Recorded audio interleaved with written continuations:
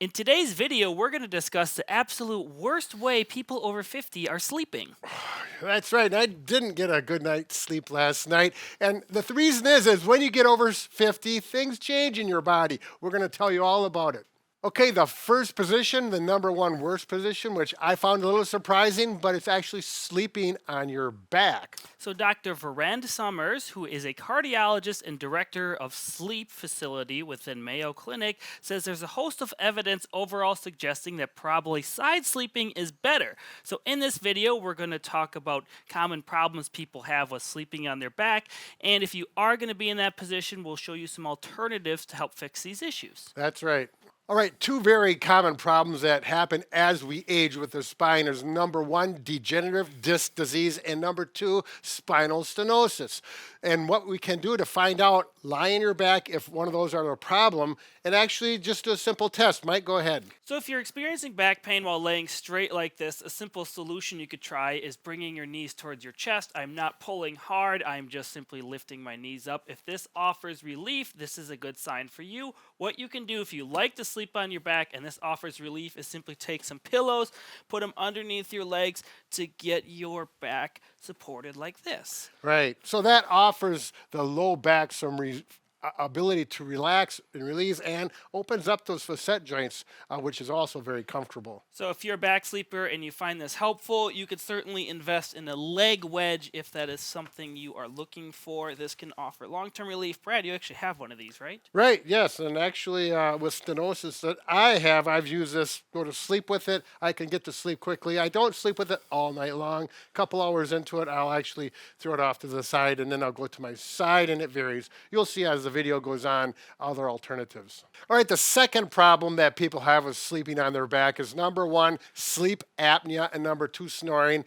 Personally, I have the snoring problem, and my sister actually tests people for sleep apnea, and she says I probably have that as well. So when you're sleeping on your back, what that can cause is these soft tissues in your throat as well as your tongue to kind of fall back into your throat, obstructing your airway. This commonly causes snoring to happen. You may not have sleep apnea that's causing it, but sleeping on your back can be problematic. Right. So oftentimes the simple solution is to sleep either on your side or on your stomach.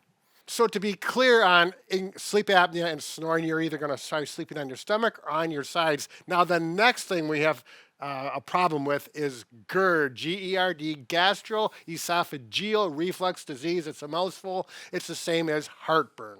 So a simple solution for this is to not sleep on your back, because when you're in a flat position like this, oftentimes the acid reflux starts working its way up, becomes problematic. Some people get relief from either side sleeping, like we mentioned earlier, or on their stomach as well.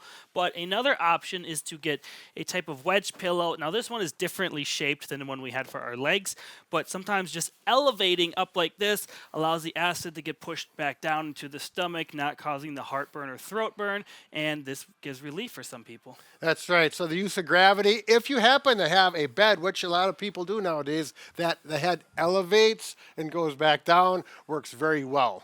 All right, I do want to clarify the difference between the leg wedge and the wedge here, which is for the heartburn. If you see the angle here is very distinct, that's very critical. That is just for the legs.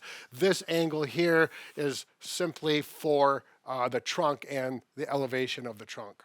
All right, and another common problem with back sleeping is the neck. Oftentimes people will use two pillows or one thick pillow, which brings the head forward and flexes the neck. Chin goes towards the sternum.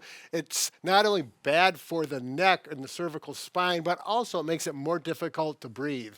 So a simple solution is to just go down to one pillow, having a thinner pillow, or some people may even need a throw pillow from the couch if they are smaller. Once your head is more in a neutral position, this can alleviate any neck pain you may be having. That's right. All right, so that covers the four problems or potential problems with back sleeping, as well as some nice solutions you can do at home. Now, if you're having shoulder pain while sleeping, you can click on the video link displayed on the screen. There you go. Bob and Brad, the two most famous physical therapists on the internet.